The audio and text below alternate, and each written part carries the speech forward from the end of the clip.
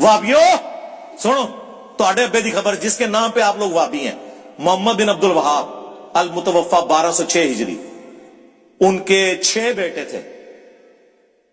بیٹوں کے نام سنیں: علی، حسین، حسن. اے نام وابی رکھتے ہیں؟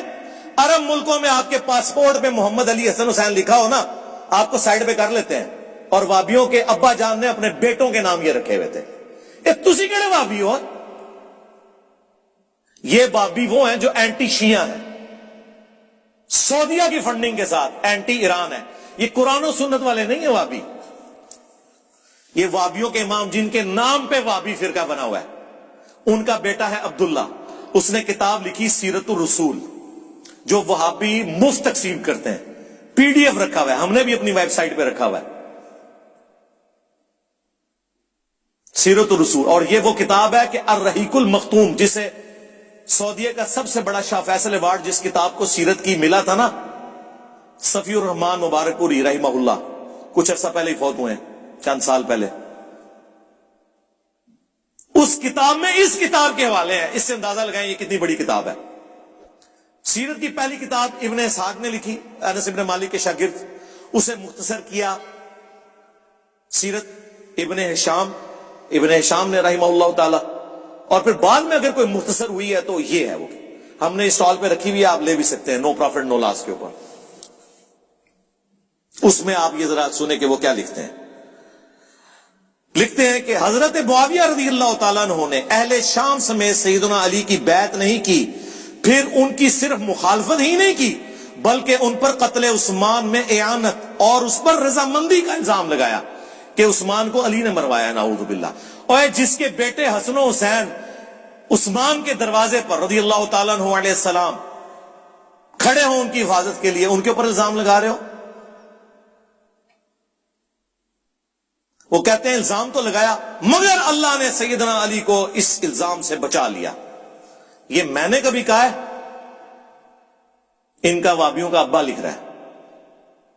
اور جواب چاہیے ہے تواڈے ابے دے بارے فتویٰ چاہیے ہے. نیم رافضی لگایا ہوا ہے. ناسبیو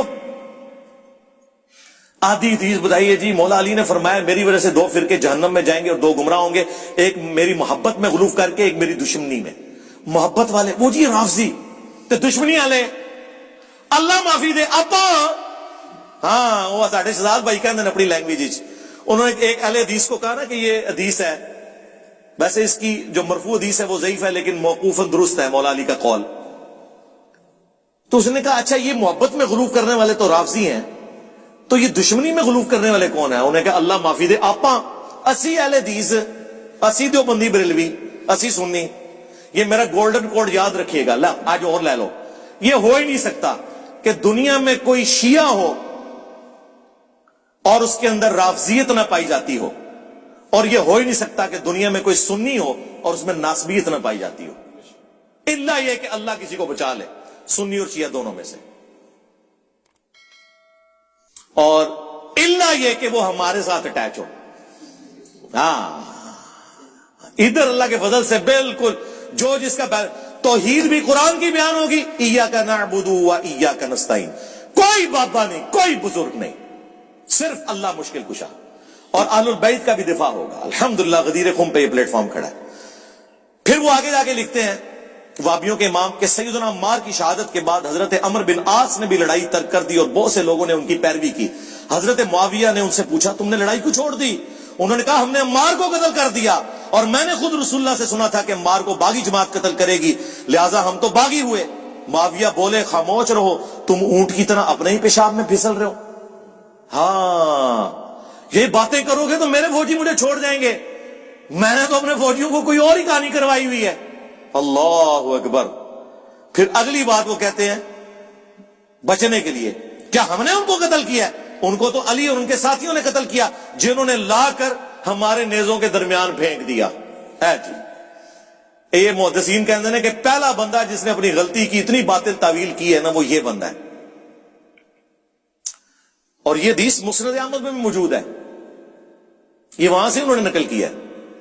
لیکن کمال ہے اس کے اوپر جو مولا علی نے جواب دیا نا وہ پھر انہوں نے نقل کیا. صاحب مولا علی نے پھر پھکی دی ہے جب مولا علی کو خبر پہنچی نا کہ عمار جو میری طرف سے شہید ہوا ہے وہ میرے کھاتے میں ڈال دیا انہوں نے کہ جی میں ساتھ لایا ہوں اس لیے مخالفین نے شہید کیا، تو مولا علی نے اس کے جواب میں کہا کہ اس کا مطلب یہ ہے کہ معاویہ یہ کہنا چاہ رہا ہے کہ حمزہ کا قاتل رسول اللہ ہے کہ نہ عہد میں لے کے آتے نہ کافروں کے ہاتھوں حمزہ قتل ہوتا. کڈی وڈی پکی ہے، مولا علی بھی پکیاں دیندے سن. اور اس سے یہ بھی پتا چلا کہ اس طریقے سے اس لہجے میں بات کرنا گستاخی نہیں ہوتی. یہ نہیں ہو سکتا کہ آپ کہیں کہ رسول اللہ کی توہین کر دی کہ رسول اللہ کو قاتل کہہ دیا حمزہ کا. بھائی سمجھانے کے لیے جملے بولنے پڑتے ہیں. یہ میں آپ لوگوں کو ایک علمی پوائنٹ دے رہا ہوں.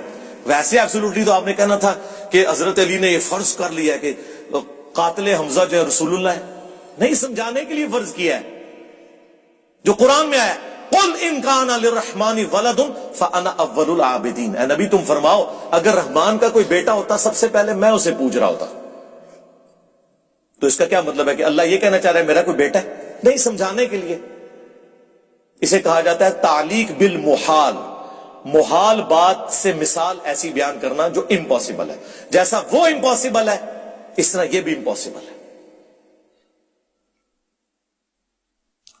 تو مولا علی کی یہ جو پھکی ہے نا پھر انہوں نے نقل کی، کیا زبردست پھکی ہے. یہ محمد الوہاب صاحب ہے، یہ وہابی پتہ نہیں کس کی اولاد ہے. ہاں جی. پھر وہ آگے اینڈ پہ وہ لکھتے ہیں جس سے ان کو تکلیف ہوگی، بنو امیہ سیدنا علی کی تنقیص اور ان کے بارے میں نازیبا الفاظ استعمال کرتے رہے. ہاں، مگر اس عمل سے علماء کے دل میں علی کی محبت بڑھی اور قدر و منزلت میں اضافہ ہی ہوا. عمر بن عبداللہ بن زبیر کہتے ہیں کہ بنو امیہ 60 سال تک ممبروں پر انہیں گالیاں دیتے رہے مولا علی کو، مگر ان کا کچھ نہ بگاڑ سکے بلکہ ان کی شان پہلے سے بلند ہو گئی. صلوات بر محمد وآل محمد، اللہم صلی علی محمد وعلی آل محمد، صلو علی محمد وآل محمد، اللہم صلی علی محمد وعلی آل محمد.